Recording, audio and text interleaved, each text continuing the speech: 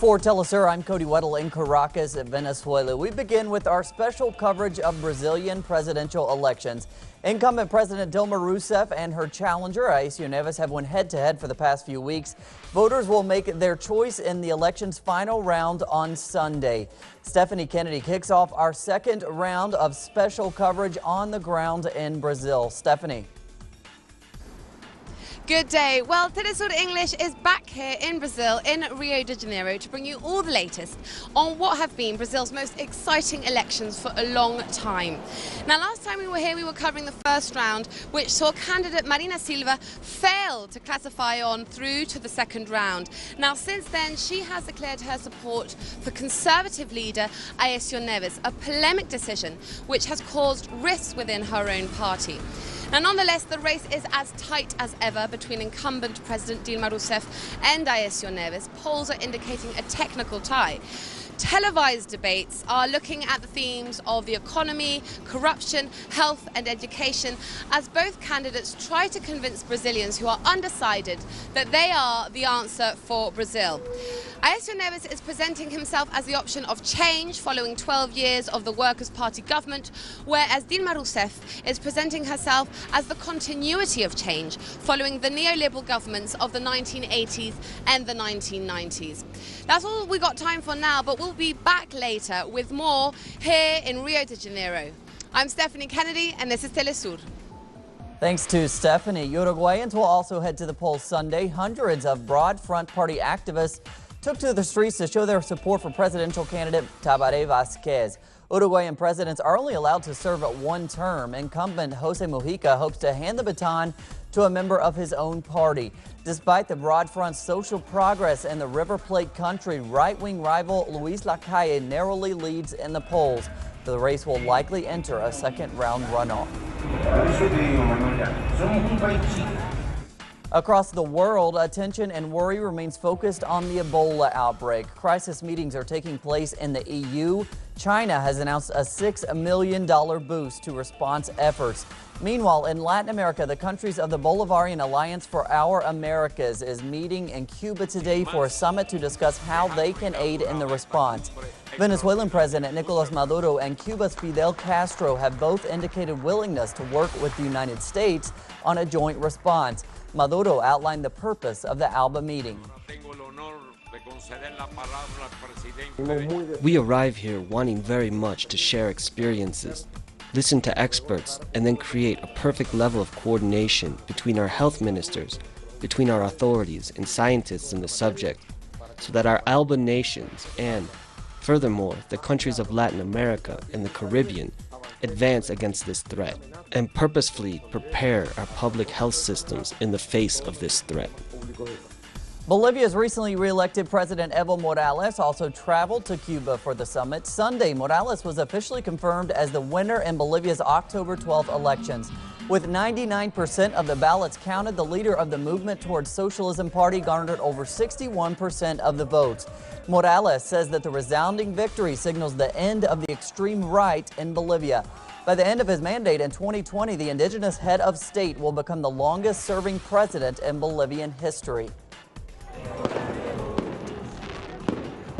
And we now go to Mexico, where federal authorities have intensified efforts to find the 43 missing students in the state of Guerrero. 1,200 police are now involved in the search. Following a huge public pressure, federal police also took control of 13 municipalities from local authorities. Federal officials believe the students were shot at and then handed over to a local armed criminal gang by the local police. 36 municipal officers have so far been arrested in association with the disappearances. For more now on the situation in Mexico, we turn to our correspondent Clayton Kahn. Clayton. This past Sunday, Mexico's Army and federal police assumed control of 13 municipalities in the troubled state of Guerrero after determining that local municipal police presumably have ties to organized crime. This comes amid the ongoing investigation and search of the missing 43 students from the Ayotzinapa Teachers Training College that were forcibly disappeared on September 26 by local police of the Guerrero state town of Iguala. While much of the blame has been placed on the local mayor, José Luis Abarca, and his ties to the organized crime group Guerreros Unidos, many are calling for the state governor Ángel Aguirre to step down, declaring that he had knowledge of the attack and kidnapping, but did nothing. Meanwhile, reports are circulating that Mexican federal intelligence agencies claim that the widespread popular protests demanding the return of the students are being orchestrated by guerrilla groups, an accusation that activists say is a way to criminalize their call for justice. And thanks to Clayton. In the ongoing fight against Islamic State group insurgents in Iraq and Syria, there is more hope for the citizens of the Syrian border town of Kobani. Monday, we learned that Turkey will allow fighters from Iraq's Kurdish army to move through Turkey to join the fight in Kobani. It's a significant development because Ankara had previously resisted helping the town's majority Kurdish population. Many analysts blame Turkey's reluctance to help the decades-long conflict between Turkey and its own Kurdish population.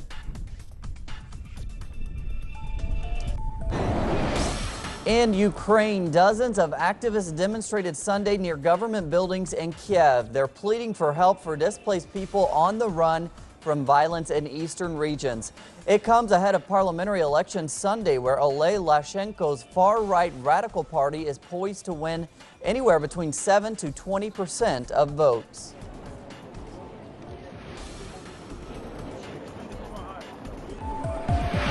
And we go to Europe, where the far right has made political gains around the continent. In the UK, a high-profile win for the anti-Europe UK Independence Party made waves in the rest of the Union. Outgoing EU President José Manuel Barroso made a plea Monday to the UK to not turn its back on Europe. He says that would make for a historic mistake for Britain and alienate the country from its natural allies by tightening immigration laws.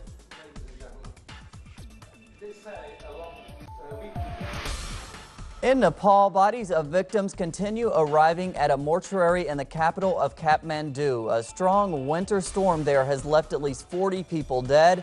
It comes as rescue teams scale down their search for more survivors.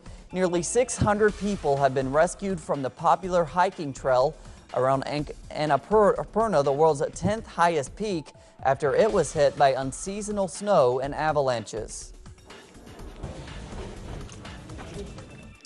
Palestinian artist Iyad Sabeh has presented clay renditions of those who fell victim to Israeli shelling in July and August. More than 2,000 people, including over 500 children, were killed during Israel's Operation Protective Edge. The Al-Shenja neighborhood, where the sculptures have been erected, faced some of the heaviest bombing. The work of art was designed to demonstrate the reality faced by Palestinians during the assault.